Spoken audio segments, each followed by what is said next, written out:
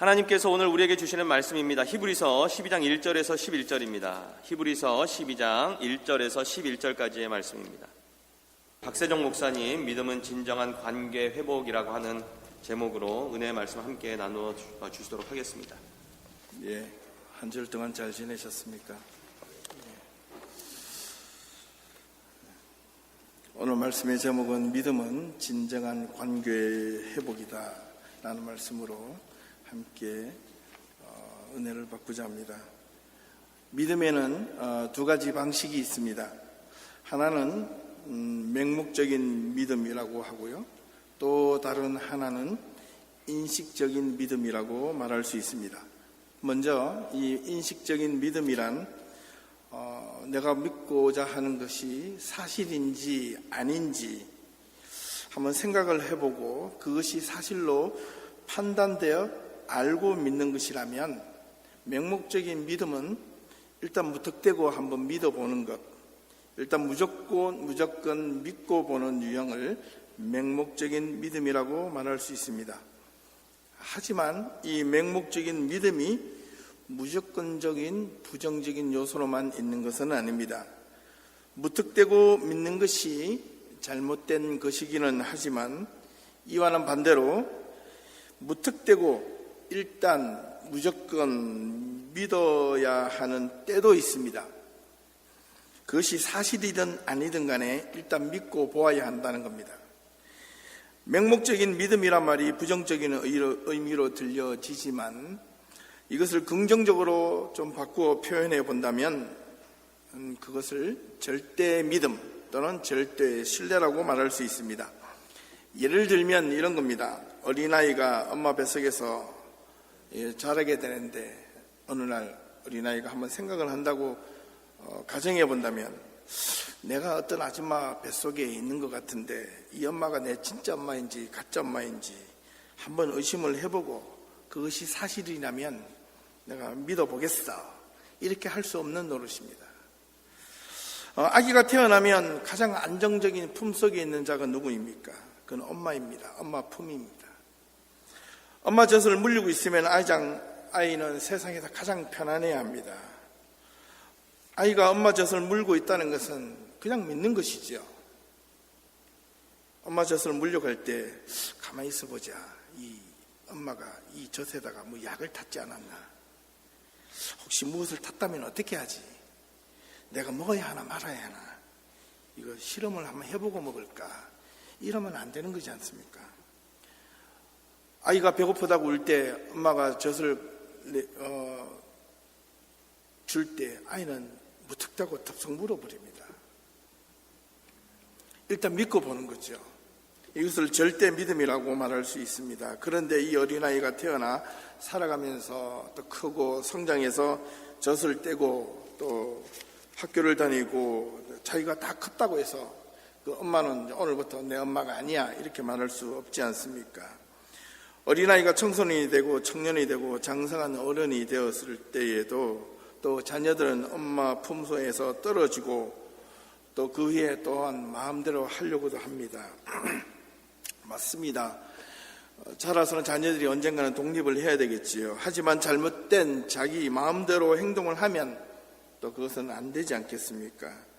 자녀들이 마음대로 행동을 한다고 해도 부모 곁을 자녀들이 때로는 떠났다고 해서 부모들은 자녀들의 등을 돌리지 않습니다.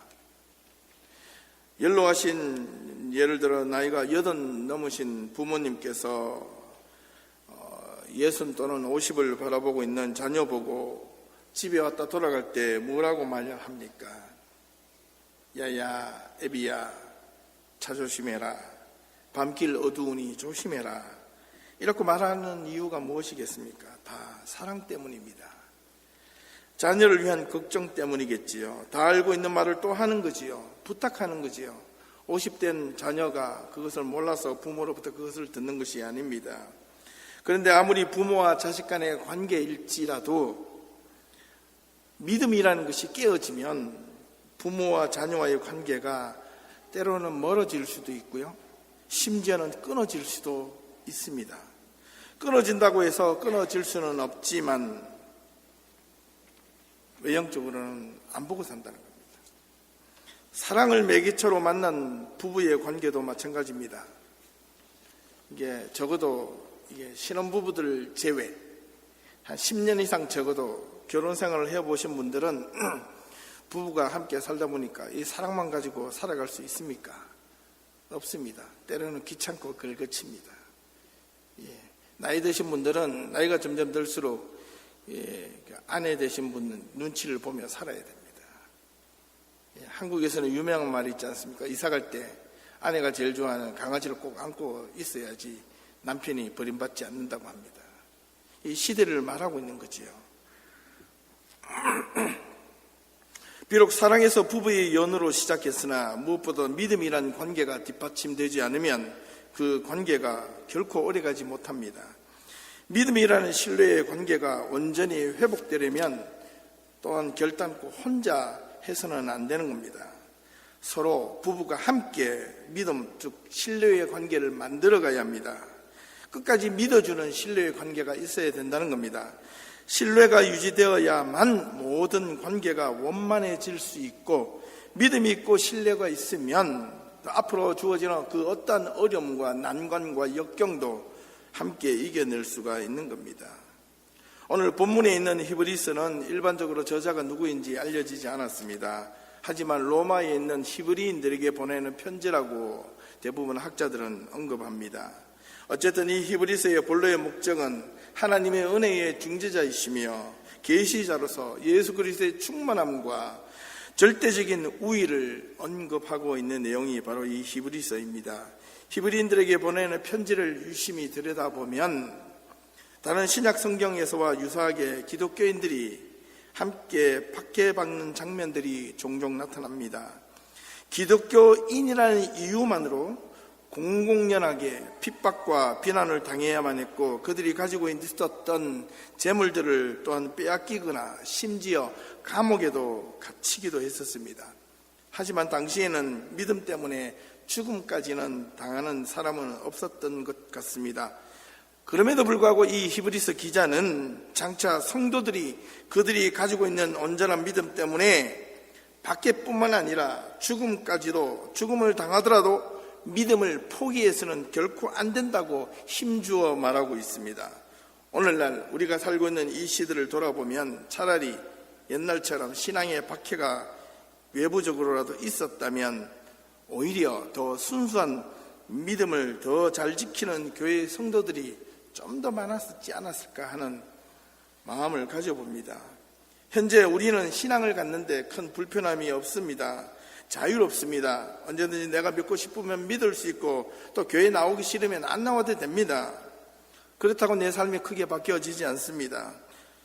오히려 이런 더 큰 자유가 우리의 신앙을 더 본질적으로 다가서게 하지 못하고 때로는 왜곡시키거나 무너뜨리게 하는 더 큰 위험 요소가 되지 않는가 두려움을 가지게 됩니다. 오늘 본문 히브리서 12장 1절에서부터 11절까지의 말씀을 바르게 이해하려면 그 앞장인 11장의 내용을 먼저 확실하게 이해하셔야 합니다. 11장은 우리가 잘 알고 있는 흔히 믿음의 장이라고 말을 합니다. 11장 1절에서 2절 말씀을 먼저 보시면, 믿음은 바라는 것들의 실상이요 보이지 않는 것들의 증거이니 선진들이 이로써 증거를 얻었느니라, 이렇게 기록하고 있습니다. 믿음에 대한 정의를 말하고 있습니다. 도대체 믿음이란 무엇인가? 믿음은 소망하고 바라는 것들의 실상, 실제, 토대, 그루터기라고 말을 하는데, 그리고 보이지 않는 것들의 증거가 되고 확신이 된다고 선포하고 있습니다. 그러면 이 선진들 또는 믿음의 조상들이 이로 말미암아 증거를 얻었다고 하는데, 이 말을 조금 더 쉽게 풀이해서 해석을 해보면 이렇습니다. 믿음이란 지금 우리에게 보여지는 그 무엇을 바라는 것이 아니라 보이지 않는 것을 위한 토대 또는 기초가 되는 것이고, 믿음의 선배들이 이것 때문에 자신들이 삶 속에서 당하는 온갖 고난과 역경, 그리고 수모, 비난, 삶의 어려움 속에서도 굴하지 않고 믿음을 지켜왔고, 그 믿음 자체가 바로 증거이다, 이런 뜻입니다. 11장 3절로부터 아벨은 해서 수많은 선조들이 나오는데 그 구체적인 내용이 11장 3절부터 이어집니다. 아벨은 믿음으로 제사를 드렸고 믿음으로 에녹은 죽지 않고 옮겨오졌으며 노아는 믿음으로 방주를 지을 수 있었고 아브라함은 믿음으로 갈 바를 알지 못하고 나아갔다. 그 외에 수많은 믿음의 사람들이 가졌던 그 믿음은 다 믿음 때문에 이적과 기적도 때로는 일어났지만 그것보다도 더 믿음 하나 때문에 고난도 마다하지 않았고 심지어 죽음도 두려워하지 않을 수 있었다고 하는 기록의 내용이 바로 11장의 내용입니다. 그렇다면 33절에서 37절까지 말씀이 이어지는데 이 말씀이 참으로 인상적으로 다가옵니다. 다시 한번 그 말씀을 보시면 그들은 믿음으로 나라들을 이기기도 하며 의를 행하기도 하며 약속을 받기도 하며 사자들의 입을 막기도 하며 불의의 세력을 멸하기도 하며 칼날을 피하기도 하며 연약한 가운데서 강하게 되기도 하며 전쟁에 용감하게 되어 이방 사람들의 진을 물리치기도 하며 여자들은 자기의 죽은 자들을 부활로 받아들이기도 하며 또 어떤 이들은 더 좋은 부활을 얻고자 하여 심한 고문을 받되 구차하게 치사하게 풀려나기를 원하지 아니하며 또 어떤 이들은 조롱과 채찍질뿐만 아니라 결박과 옥에 갇히는 시련도 받았으며 돌로 치는 것과 톱으로 켜는 것과 믿음과 시험과 칼로 죽임을 당하고 양과 염소의 가죽을 입고 유리하여 궁핍과 환난과 학대를 받았도다. 오늘 현대 그리스도인들이 신앙인들이 이 믿음 때문에 이런 핍박과 고난을 받는다면 제 생각에는 다 도망갈 것 같아요. 너무 무리한 이야기입니까? 그러면 목사님은요? 저도 도망갈 것 같아요. 그런데 이 11장에서 가장 의미 있게 볼 수 있는 구절을 한 구절을 뽑으라 하면 그 다음에 이어지는 38장 그 한 구절입니다. 38절 말씀에 이런 말씀이 있습니다. 이런 사람들은 세상이 감당하지 못하느니라. 그들이 광야와 산과 동굴의 토굴에 유리하였지만 이런 사람들은 세상이 감당하지 못한다 했습니다. 이거 무슨 뜻일까요? 그 믿음 하나 때문에 세상이 감당하지 못하는 사람들이 되었습니다. 세상이 감당하지 못하는 사람들이란 이 원어적으로 해석을 다시 해석해 보면 이렇습니다. 이런 사람들은 세상을 통하여 보상을 결코 받을 수 없는 자들이다.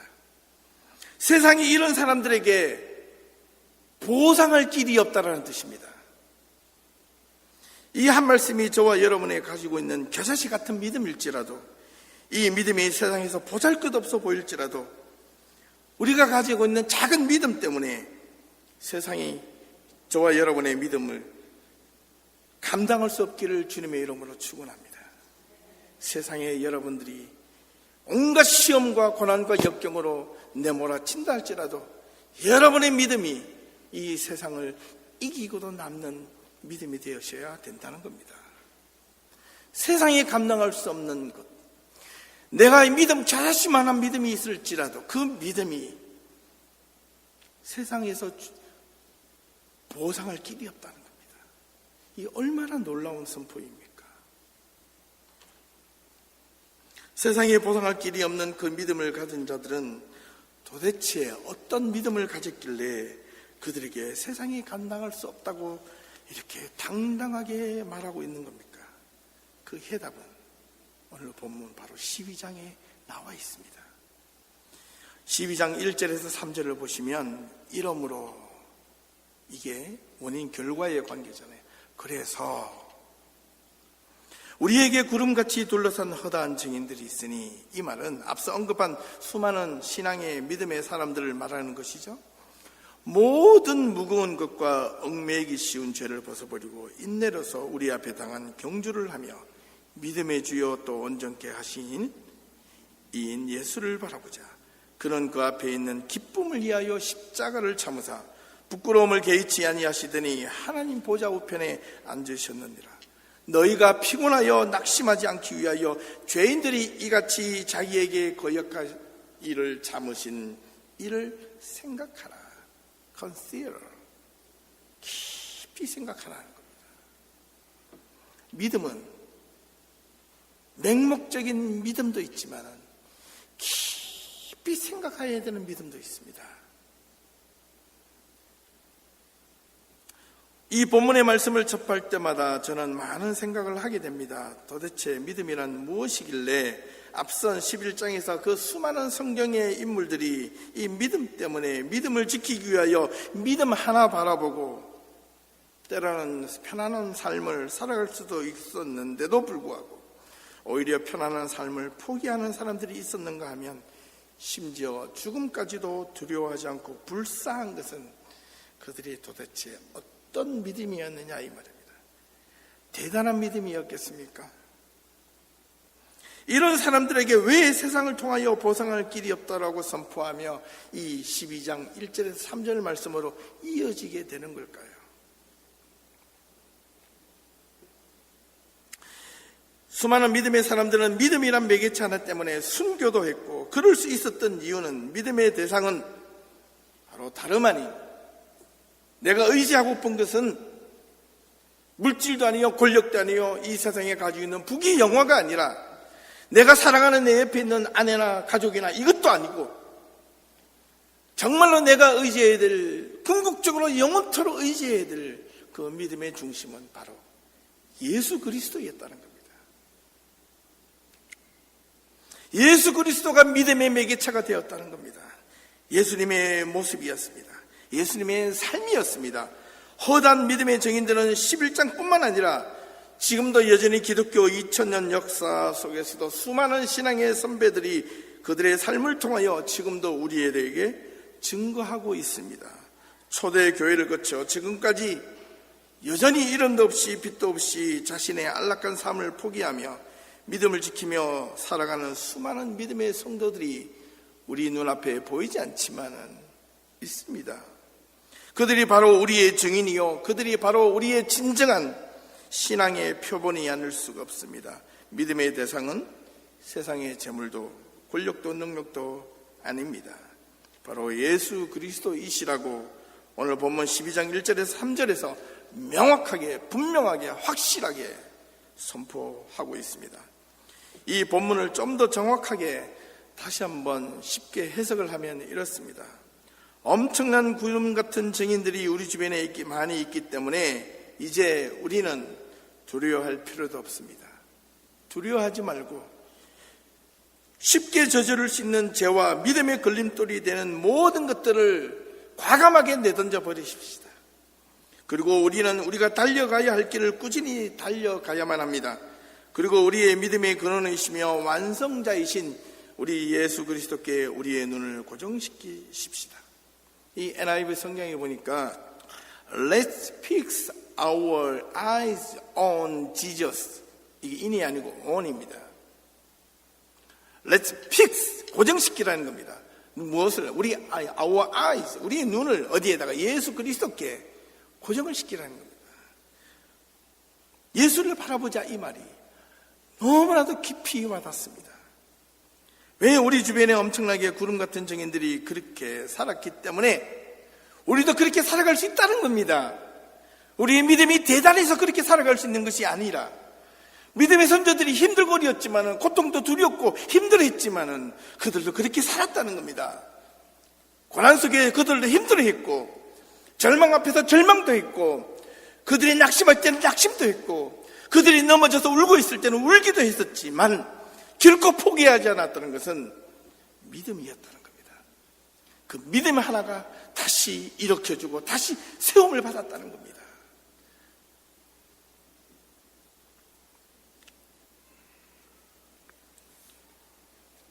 그들의 삶이 우리보다 더 열악하고 힘들고 좌절하고 넘어지고 하루에도 수십 번 수백 번 숨이 꼴딱꼴딱 넘어갔음에도 불구하고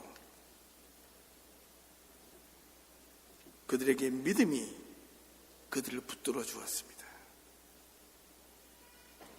그 믿음이라는 매개체가 오늘 우리의 삶 속에 문제가 있을 때마다 우리를 붙들어주는 귀한 신앙의 도구가 될 수 있기를 주님의 이름으로 부탁을 드립니다. 힘이 부족하면 힘을 달라고 기도하십시오.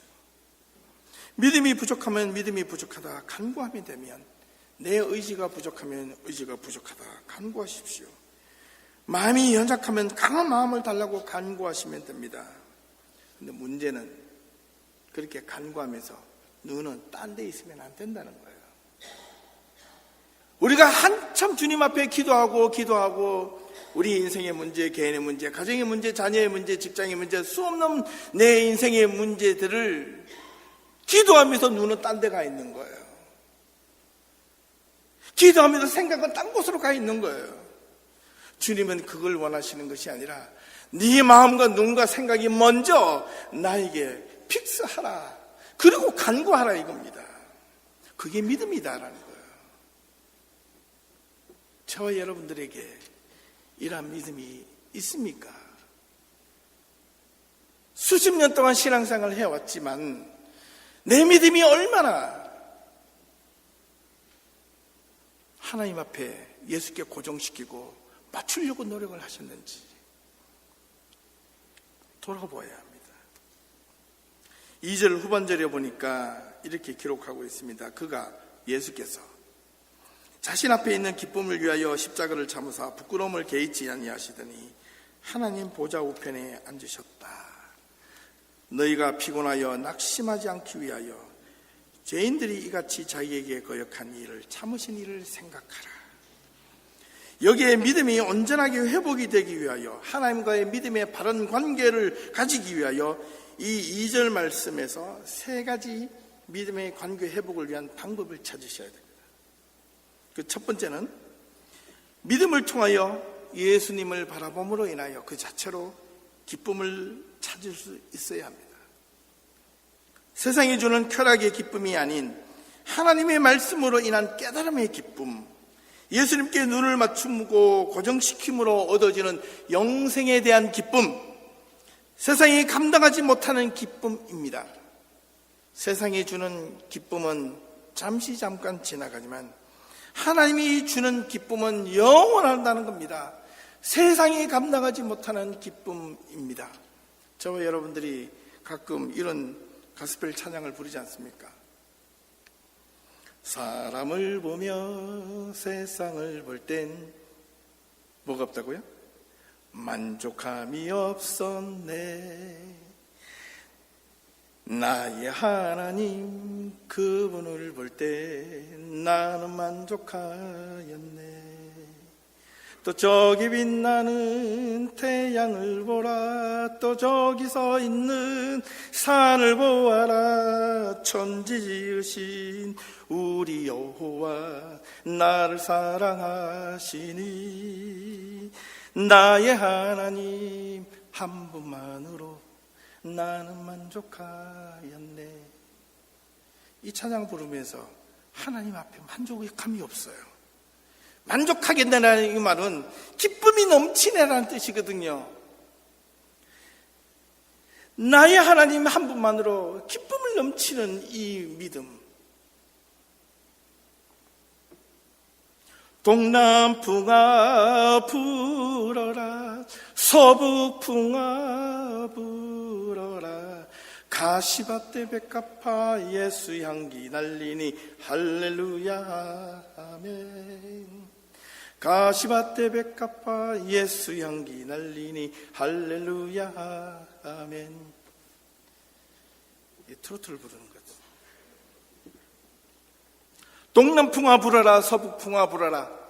동쪽에서 나를 향하여 바람이, 인생의 고난의 바람이 불든, 서쪽에서 불든, 북쪽에서 불든, 남쪽에서 불든, 그 바람이 세든 작든, 그 바람으로 인해 내가 고통을 해서 넘어지고 쓰러지고 또 쓰러지고 또 쓰러지든, 가시밭의 길에서도 나는 백합화를 맞는 느낌을 가질 것이요. 가시밭에서도 내가 예수 향기 날리는 사람이 되어서 할렐루야 아멘, 할렐루야 아멘. 그 삶이 편안하고 삶이 만족스러워서 삶이 행복해서 이런 기쁨의 찬양을 부르는 것이 아닙니다. 저와 여러분이 예수께 눈을 온전하게 바른 관계가 정립이 되고 예수께 눈이 포커스가 맞춰지면 그런 마음이 일어납니다. 그런 마음들을 여러분 마음속에 풍성하게 넘칠 수 있기를 주님의 이름으로 축원합니다. 있기를 소망합니다. 정말로 간절합니다. 여러분의 문제 때문에 실망되시죠? 삶의 문제 때문에 걱정 많이 되시죠? 힘이 드시죠? 그 가운데 풍랑을 보지 마시고 한 번 더 주님께 눈을 맞추어 보십시오. 그리고 무릎을 꿇으십시오. 아직은 나는 괜찮아, 그렇게 말씀하지 마시고 무릎을 꿇으십시오. 나는 이제 할 건 했어, 됐어, 나는 앞으로 내 마음대로 할 거야. 아닙니다. 그때는 또 어려움이 있습니다. 인생에 어려움이 없는 곳이 한 사람도 없습니다. 두 번째, 믿음의 온전한 관계가 회복이 되려면 참고 또 참는 인내가 필요합니다. 믿음이 상실이 되면 참을 수 없는 분노가 일어납니다. 신뢰가 깨어지면 화가 치밀고 분노도 일어납니다. 배신감을 느낍니다. 하지만 끝까지 믿고 신뢰할 수만 있다면 그 모든 것을 이겨낼 수 있기 때문에 그렇습니다. 내가 상대방을 믿어서 믿는 것이 아니라 이 인내가 신뢰를 하게끔 나아가게 만듭니다. 그 사람이 끝까지 나를 배신한다 해도 내가 그 사람과 끝까지 믿어줄 수 있는 그 신뢰, 인내, 주님은 그것을 원하십니다. 우리가 살아가다 보면 믿음 때문에 참아야 하는 것이 한두 가지가 아닙니다. 자기가 돈을 많이 벌기 위해서 때로는 잘 참는 것은 있을지 몰라도 하나님의 말씀대로 따라 살기 위하여 십자가를 위하여 참는 것은 오늘 현대 그리스도인들이 잘 못하는 것 같아요. 전부는 아니겠지만 어떻게 해야 잘 참는 것인지 잘 모르는 것 같습니다. 십자가를 위하여 참기는커녕 십자가를 지기도 싫은데 버리고 도망가는데 어떻게 십자가를 위하여 참을 수 있단 말입니까? 편안한 신앙생활, 재미있는 신앙생활은 솔직히 말하면 없습니다. 속지 마십시오. 단 한 번도 예수 그리스도께서 편안한 신앙생활, 재미있는 신앙생활, 세상이 주는 편안한 신앙생활, 세상과 비슷한 재미있는 신앙생활이라고 말한 적은 단 한 구절도 없습니다. 온전한 신앙생활은, 제대로 된 믿음 생활은 믿음 하나만으로, 예수 그리스도 한 분만으로 내 삶의 시작과 끝이 되어야 하는데 솔직히 저부터 또는 우리가 그럴 자신이 부족해요. 부족하지 않습니까? 믿음이 있어야 되는데 믿음이 부족하지 않습니까? 그런데 왜 이렇게 참으라고 이야기하십니까? 왜, 무엇 때문에, 어떻게 우리가 이런 십자가를 위하여 또 참아야 합니까? 이유는 단순합니다. 믿음 때문에 그렇습니다. 성도라는 이유 때문에 그렇습니다. 세상 사람들과 다르게 살아야 하는 성도라는 이유 때문에, 우리는 하나님의 자녀라는 이유 때문에 우리는 참아야 하는 것입니다. 마지막 세 번째, 온전한 믿음을 바르게 관계를 갖기 위해서 자신이 갖고 있는 믿음에 대하여 세상 앞에서, 세상 사람들 앞에서 부끄러워하지 말아야 합니다. 우리가 중요한 것은 믿음의 부족함을 느껴야 하는 것이지 믿음의 부끄러움을 느껴서는 안 된다는 사실입니다. 내 믿음이 부족해서 하나님 앞에 간구를 할지언정 세상 사람들 앞에서 내가 가지고 있는 믿음을 부끄러워하지 마시기 바랍니다. 비록 내가 보고 있는 이 내가 생각해 내 믿음이 겨자씨 같은 믿음일지라도, 그렇게 보여질지라도 그 믿음을 여러분 세상 앞에서 당당하십시오. 부끄러워하지 마시길 바랍니다. 주님께서 도와주십니다. 우리 주님께 간구하십시오. 믿음의 부족함을 위하여 간구하십시오. 올곧은 믿음을 갖게 해달라고 간구하십시오. 그러면 부끄러움이 사라집니다. 대충 믿음을 가지니 부끄러울 수밖에요. 대충 사니까 신앙이 나한테 영향을 안 미칠 수밖에요. 공부도 대충 하면 성적이 올라간답니까? 직장에서 대충 산다고 직장에서 승진이 쭉쭉쭉쭉 된답니까? 목숨 걸고 열심히 최선을 다해도 될까 말까 합니다. 신앙도 마찬가지입니다. 믿음을 가지려면 최선을 다하여 가지셔야 됩니다. 그런데 믿음을 부끄러워한다면, 주일날 성경기 들고 교회 나오는데 갑자기 아는 사람을 만났습니다. 어디가? 저기가 어딘데? 거기 너는 몰라도 돼. 그 옆에 끼고 있는 거 뭐야? 이거 그냥 심심해서 책이야. 책은 맞긴 맞죠. 성경책.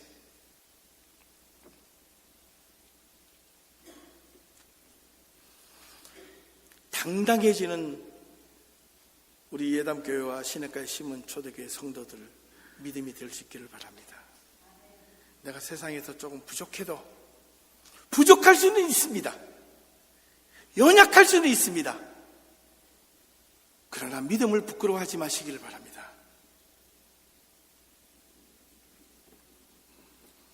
우리가 조금 전에 읽었던 11장 38절 말씀을 복기해 보면 세상에 감당할 수 없는 자들이 바로 누구냐? 믿음을 부끄러워하지 않는 사람들입니다. 내가 가지고 있는 이 믿음을 부끄러워하지 않는 사람들이라는 겁니다. 하나님과 믿음의 관계가 온전하여진 자들이 아니겠습니까? 믿음을 부끄러워하지 않기 위하여 우리는 예수를 똑바로 바라볼 수 있고 그분께 눈과 마음을 고정시켜야 합니다. 이 세 가지가 분명하지 않기 때문에 이어져 내려오는 4절과 5절 말씀에서 이렇게 주님은 한탄하고 계십니다. 너희가 죄와 싸우되 아직 피 흘리기까지는 대항하지 아니하고 또 아들들에게 권하는 것 같이 너희에게 권면하신 말씀도 잊었도다라고 강하게 질타하고 있는 겁니다. 이 말씀이 어떻게 들리십니까? 어떻게 보여지십니까?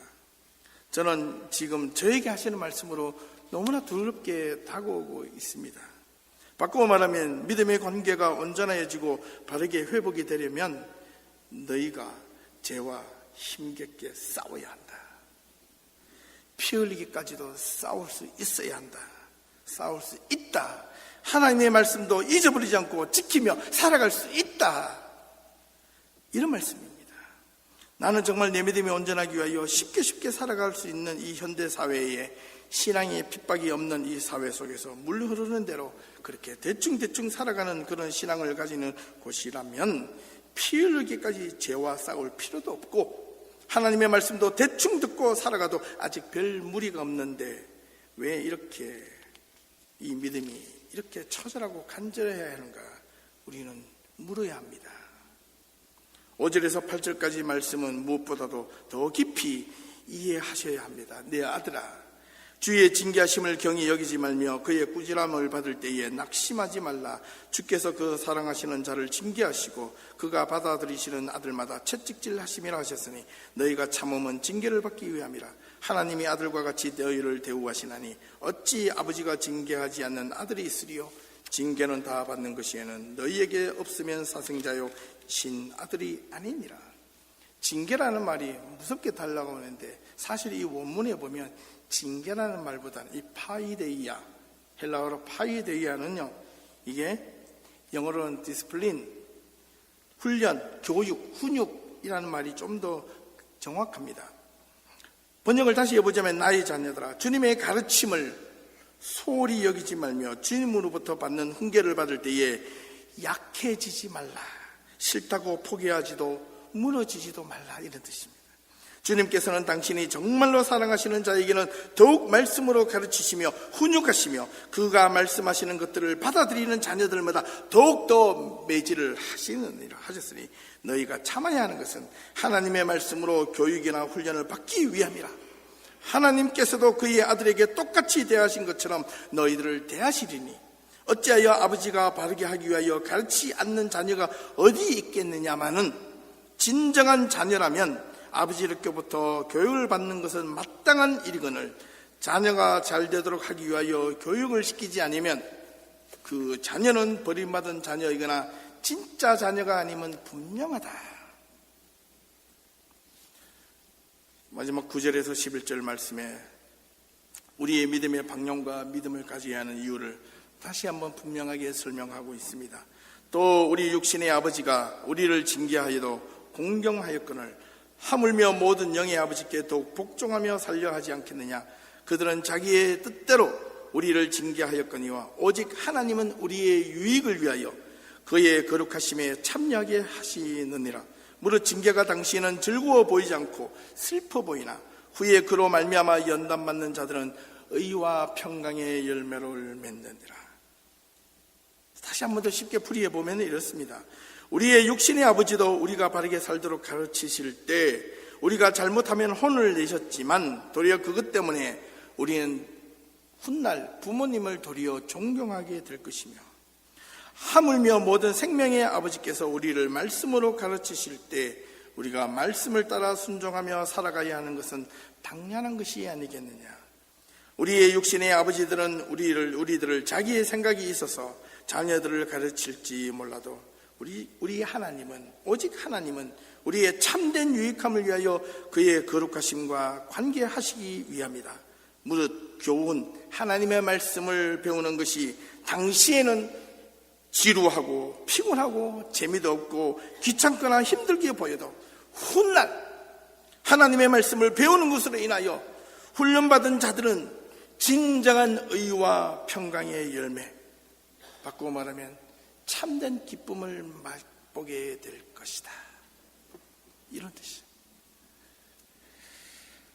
그러므로 믿음은 세상 사람들 간의 관계뿐만 아니라 신앙 안에서의 믿음은 하나님과 우리 사이에 막힌 죄의 담을 허물어버리고 참된 관계를 회복하는 중요한 도구입니다. 이 믿음이 온전하여 관계가 바르게 서면, 읽지는 않았지만 그 뒤에 마지막 두 절이 더 있습니다. 12절과 13절입니다. 그러므로 피곤한 손과 연약한 무릎을 이렇게 세우고 너희 발을 위하여 곧은 길을 만들어 전원다리로 하여금 어그러지지 않고 고침을 받게 하라. 이 말을 이 히브리인들에게 편지를 보냈다 그랬잖아요. 이 말을 딱 읽는 순간 유대인들은 알아차립니다. 우리는 이 말이 무슨 뜻인지 잘 몰라요. 왜냐하면 이 히브리인들은 이 이사야서에서 이미 이런 말씀을 언급해 놓고 있었거든요. 이사야 35장 3절을 보니까 너희는 약한 손을 강하게 하며 떨리는 무릎을 굳게 하라, 이런 말씀이 있습니다. 또한 마태복음 11장 5절 말씀을 보니까 맹인이 보며 못 걷는 사람이 걸으며 나병 환자가 깨끗함을 받으며 못 듣는 자가 들으며 죽은 자가 살아나며 가난한 자에게 복음이 전파된다 하라. 이 말씀이 실제로 병도 낫는 이적을 설명하지만 예수님의 비유적 말씀으로 비추어 보면 이렇습니다.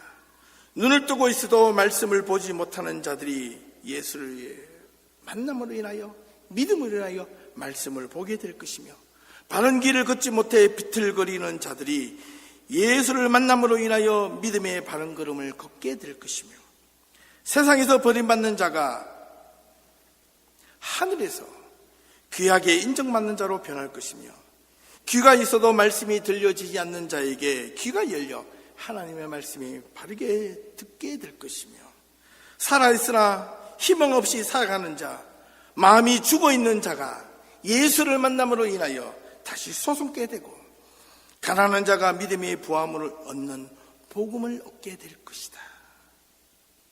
이 얼마나 놀라운 선포입니까? 이것이 바로 믿음입니다. 믿음은 흐트러진 모든 관계를 회복하는 지름길입니다. 저와 여러분들이 하나님과의 믿음의 관계를 온전하게 회복시키기 위하여 주님의 앞으로 모두가 온전하게 나오실 수 있기를 주님의 이름으로 부탁을 드립니다. 믿음이 있으면, 신뢰가 있으면 어딘가에 매여 있고 싶어요. 내가 누군가를 사랑하잖아요. 누군가를 그리워하잖아요. 누군가를 믿고 싶잖아요. 그럼 그 사람 같아 옆에 있고 싶고 그 사람에 구속당하고 싶어요. 그 사람이 너무 좋아서,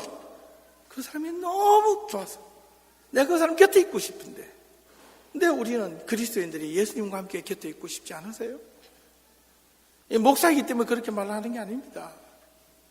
목사도 예수님 곁을 도망가고 싶을 때가 얼마나 많은데요. 야야, 이 길로 가라. 그 길이 너무 가시밭길 같고 너무나 비포장도리 같고 그 길을 닦으려 하니까 너무 힘들고 고난스러워. 주님 싫어요. 당신이 싫어요. 가라는 당신이 싫어요 하고 늦게서 동을 돌리고 싶을 때가 한두 번이 아닙니다.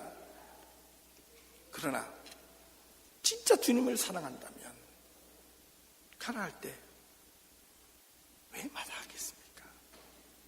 사랑하는 자가 있는데, 사랑하는 자를 위하여 내가 죽을 수도 있는데, 하나님을 향한 온전한 믿음이 있는 자는 하나님께 매여 있는 자입니다. 하나님께 속해 있는 자는 매여 있다는 말이고, 하나님의 사랑에 매여 있고, 말씀에 매여 있고, 하나님의 긍휼과 자비와 은혜에 매여 있는 자들입니다. 사랑하는 성도 여러분, 하나님이 우리에게 원하시는 믿음은 큰 믿음이 아닙니다. 분명히 예수님께서 말씀하셨습니다. 너희가 저자씨만한 믿음이 있을지라도 이 산을 저 산으로 옮긴다 하셨습니다. 믿음의 양이 아니라 믿음의 질이 중요합니다. 결론을 맺겠습니다.